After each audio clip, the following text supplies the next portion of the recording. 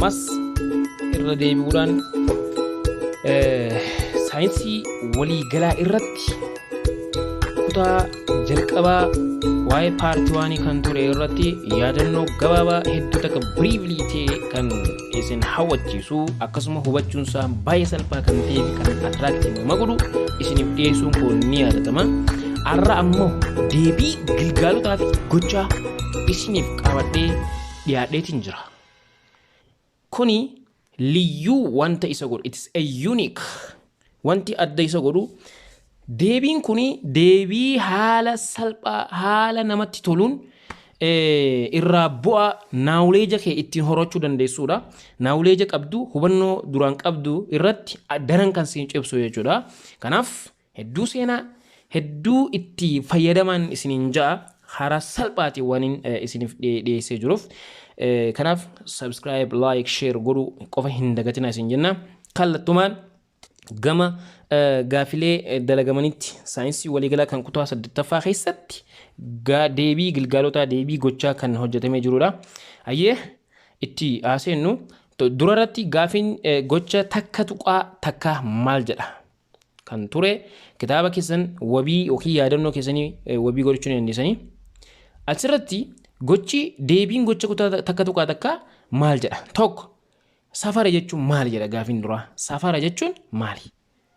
Safara jechuun adeemsa qaama hammi isaa hin beekamne tokko isa qaama hammi isaa beekamu wal bira qabuun madaaluutitu safara jedhama. Wanta hammi isaa beekamu tokko fi wanta hammi isaa hin beekamne tokko cinaa qabdee yoo safartu irraa safartu maal jedhama? Safara jedhama. Fakkeenya. Bakka kanatti fakkeenya aannan qodaa keessa jiru tokko safaruudhaan gurgurama. Aannan yommuu jirkaanaan magaalaa yeroo geeffamu akkami gurgurama? Safarameeti jechuudha. Inni irraa safaramu suni hammi isaa hin beekamu. Garuu inni safaraa jirru hammi isaa beekamaadha jechuudha. Kanaaf safara jechuun wanta hammi isaa hin beekamne tokkorraa waan hammi isaa beekamu wal bira qabanii safaruutitu safaruu jechuudha. Akkasuma midhaan gabaa yeroo gabaa geessan yeroo gurguraaf gabaa geessan maal godhuudhaan gurgurama? Safaruudhaan bitamaa jechuudha. Safaruudhaan safaratee bitata safaree gurguraa jechuudha. Safara jechuun wanta hammi isaa hin beekamne tokko wanta hammi isaa beekamu wajjin wal bira qabanii safaruutu safara jedhama jechuudha. Kabira maloota safara aadaa tooftaalee yookiin karaalee safara aadaa. Maloonni safara aadaa hawaasa keessatti karaaleen itti fayyadamu maaltu jira? Tokko taakkuudhaan lafa safaruu ni dandeenya. Dhundhumatti fayyadamnee lafa safaruu yookiin meetira wayii safaruu ni dandeenya. Tarkaanfiidhaan safaruu ni dandeenya. Faana keenyaan safaruu ni dandeenya. Wanta adda addaatiin gaaddidduudhaan akkasuma qunnaa waan jedhamu jira, gindoo waan jedhamu jira, akkasuma hubboo waan jedhamu jira. Wantoonni kun hundinuu maali? Safara aadaa jennaan. Wantoota waa safaruudhaaf nu gargaaran jechuudha. Kuni deebii gocha takka tuqaa takkaati. Deebiin gilgaala takka tuqaa takkaatoo dhiroo ka jedhuuf gaafin takkafaadha. Safarri akkamitti ibsamaa jedha. Safara erga hubeeyne booddee how we can explain the measurement. Wanta safara jedhamu kana akkamitti ibsuu dandeenya? Tokko hammaan ibsuu dandeenya. Lama unitiidhaan ibsuu dandeenya. We can use by amounts and by units. Unitiidhaan gargaaramnee ibsuu dandeenya. Amountii dhatti fayyadamnee ibsuu dandeenya jechuudha. Safara akkamitti ibsana jennu hamma waan tokkootiin tokkaa unitiidhaan. Gaafi lammaffaadha. Naannootti hangaa fi qabeen haaluma wal fakkaatuun safarama. Fakkeenyaaf maal jedha akka gaafiirra jechuudha. Kitaaba keessanirraa hubachuu ni dandeessan gaahii. Naannoodhatti hangaa fi qabeen akkamitti safaramaa jedha. Hangaa fi qabeen haaluma wal fakkaatuun safarama. Fakkeenyaaf yoo fudhanne xaasaa fakkeenyaaf yoo fayyadamnu xaasaa fayyadamuudhaan qamadii fi garbuu safaruu fakkeenyaaf maal fayyadamne xaasatti fayyadamuudhaan safaruu ni dandeenya. Iddoo kanatti qabeetu ilaalama malee qabeetu beekama malee hangi ulfaatinni qamadii sanii yookiin ulfaatinni garbuu sanii gonkumaa hin ilaalamu. Maaltu ilaalama? Qabee hamma waan san keessatti argamutu ilaalamaa jechuudha. Xaasaa yoo ta'es hamma xaasaa san keessatti argamutu ilaalamaa jechuudha. Kanaaf naannoo keessatti naannoo yookiin hawaasa keessatti hangaa fi qabeen haaluma wal fakkaatuun safarama malee ulfaatinaa fi qabee adda baasuun hin jiru jechuudha. Inni gaafii sadaffaadha. Ciminoota safara aadaa tarreessi jedha. Ciminoota safara aadaa. Safara aadaa kana fayyadamnee waa safaruu cimina jiru ibsi. Ciminni jiru tokko akka salphaatti argamuu danda'a. Haala salphaatiin argamuu danda'a jechuudha. Meeshaa safara aadaa kan jennu sani haala salphaatiin argachuu dandeenya. Baasii xiqqaadhaan bitachuu illee ni dandeenya. Naannumatti aadeeffamaadha ammas. Inni maali? Naannoo keessatti beekamaadha jechuudha. Kuni maal agarsiisa? Cimina safaroota aadaati. Naannoo fageenya deemanii hin barbaadan jechuudha. Walii galan baqa. Akka hanqinaatti hoo maali? Akka hanqinaatti kan jiru tokko safaruu irratti walta'iinsi hin mul'atu.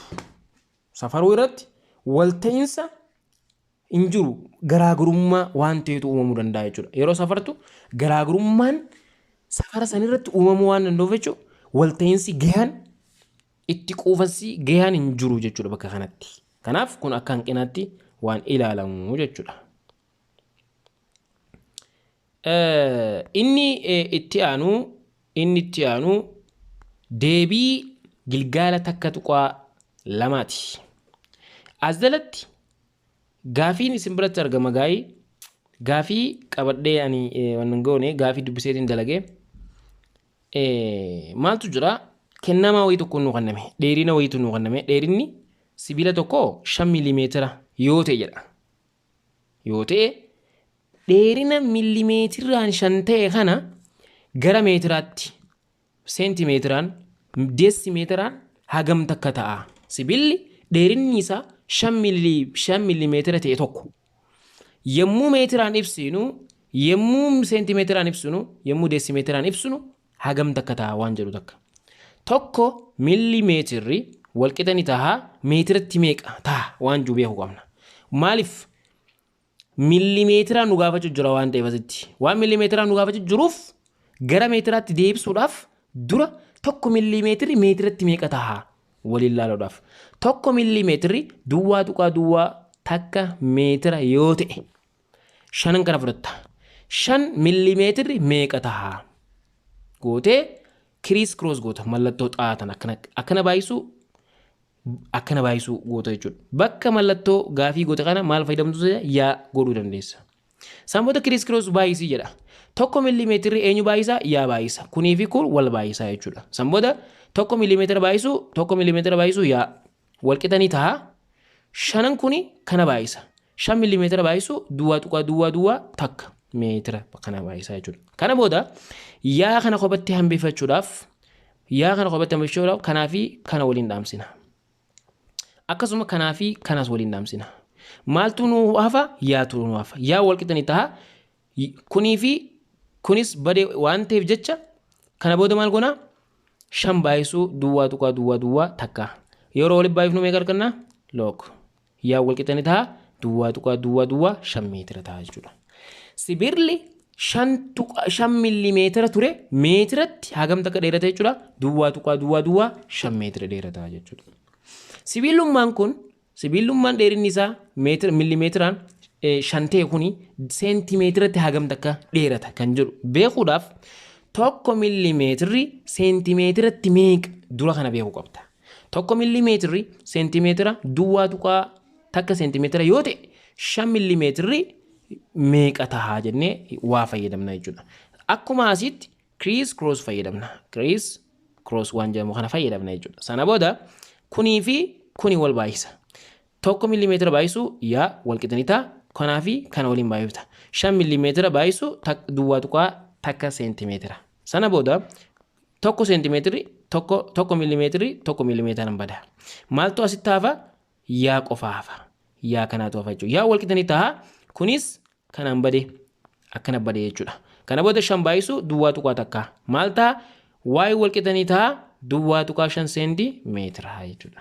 Sibiilli 5 millimeetira dheeratu tokko mee seentimeetiratti hagam takka dheerata yuunitiin kun garaagarummaa qaba dheerinni wantoota yuunitiidhaan garaagarummaa qaba bakka kanatti wanni isin beekuu qabdan tokko sibiilli millimeetiraan 5 millimeetira dheeratu meetiratti duwwaa 5 dheerataa beekuu sibiilli millimeetiraan 5 millimeetira dheeratu seentimeetiraan wanni inni dheeratu duwwaa 5 dheerachuu isaa kanarraa wanni ati hubattu konseptii wayin jiru jira asitti kaafee jira deesimeetiraan hoo hagam takka dheerata waan jiru beekuudhaaf tokko millimeetirri duwwaa takka mee deesimeetira yoo ta'e look tokko millimeetirri duwwaa tokko millimeetira jedhee jira asitti jechuudha bakka kanatti look sorry maaltu jira tokko millimeetirri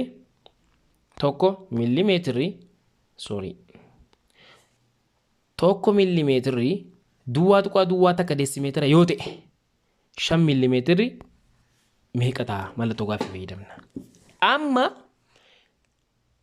maalirra laaloo yaana fageenya 5 millimeetira maalirra laaloo yaana deesimeetiratto hangam takka fagaata dheerina hangam takka qaba waan jiru laaluuf yemma nuti wanti yaanuuf tokko millimeetirri duwwaa takka deesimeetira yoo ta'e 5 millimeetirri meeqa ta'a san booda cross akkana fi akkana baay'isuu jechuudha tokko millimeetira baay'isuu yaa walqixanitaa 5 millimeetira baay'isuu duwwaa takka deesimeetira waliin baay'ifne jechuudha kana booda yaa kana qophatti hambisuuf jecha jala kunii fi kun waliin bada jala tokko millimeetira asiinis jala tokko millimeetira wal fakkaatu waan ta'eef wallaamsa asittis wallaamsa maaltu qophatti hafa waa'een qophatti hafa yaan asi qophatti hafe kuni yaan bakka kanatti qophatti hafe kun hagabbee kun maal taha 5 baay'isu kunii fi kun waan badee jiruuf 5 baay'isu duwwaa takka deesimeetira gisee waliin baay'iftu meeqa ta'a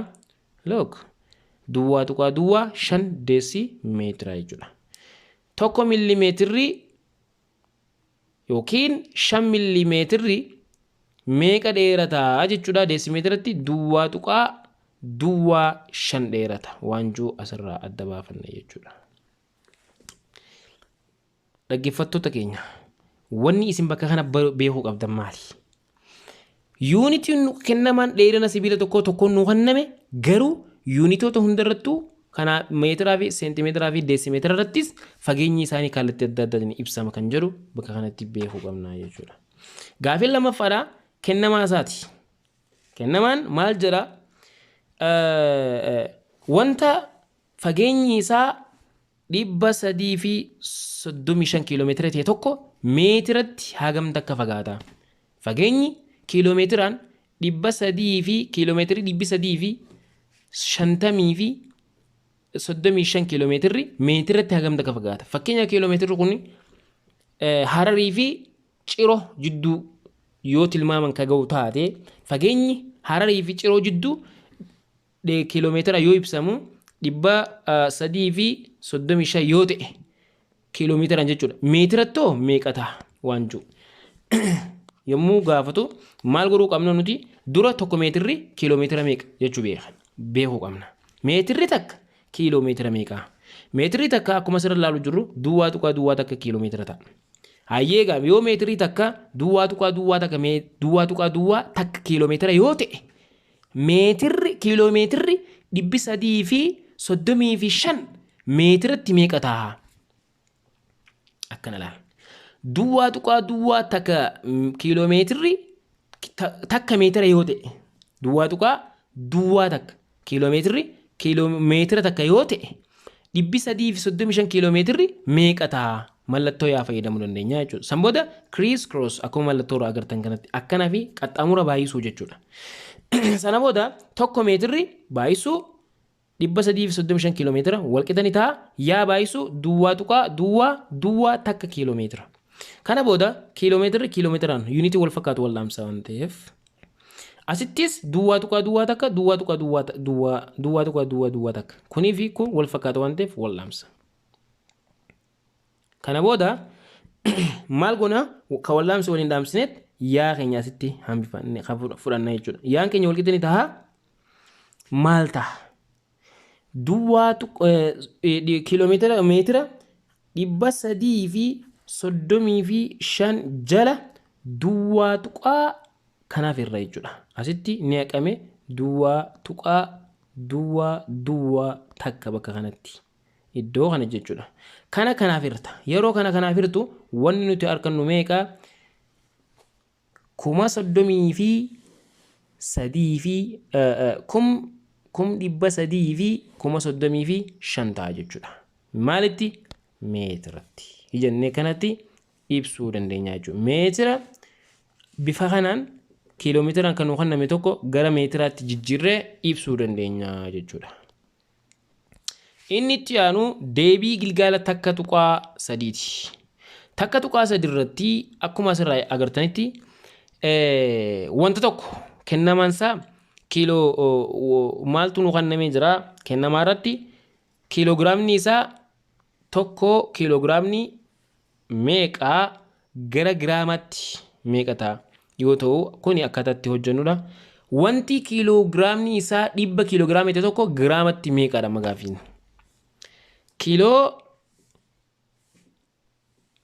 100 kiiloogiraamni giraamatti meeqa ta'a jedhee yoo nu gaafate wanti kiiloogiraamni 100 giraamaan yoo ibsinu meeqa ta'a jedhee yoo nu gaafatu tokko kiiloogiraamni 1000 giraama yoo ta'e kuni dhaabbataadha. Kiiloogiraamni tokko giraamatti meeqa jennaan? Giraamatti 1000. Hayyee kiiloogiraamni dhibbinoo giraama meeqa ta'a? Mallattoo yaa fayyadamna jechuusitti. Kiiloogiraamni takka 1000 giraama. Dhibbi kiiloogiraamni ammoo giraamatti meeqa ta'a waan jiru. Kanaan kaalkuleet goone jechuudha. San booda tokko kiiloogiraamni wal qixxee ta'a 1000 giraama yoo ta'e dhibbi kiiloogiraamni ammoo giraamatti meeqa ta'a? Mallattoo yaa fayyadamta. Cross. San booda tokko kiiloogiraama baay'isuu yaa wal qixxee ta'a 100 kiiloogiraama baay'isuu 1000 giraamaati. Yuunitii wal fakkaatu gaa wal dhaamsaan jee ture waliin dhaamsita kana yaan kopannoo hafee jira. Wal qixxee ta'a asitti yuunitii wal fakkaatu ni jirti wal dhaamsiti 100 fi 1000 hafee 100 baay'isuu 1000 goota. 100 baay'isuu 1000 yeroo waliin baay'iftu 100 takka maal ta'a? Giraama ta'a jechuudha. 100 takka giraama ta'a. Kiiloogiraamni takka 1000 giraama yoo taate look dhibbi kiiloogiraamni immoo dhibbi kiiloogiraamni meeqa ta'a? 1000 takka giraama ta'a jechuudha. Gaafii lammaffaati.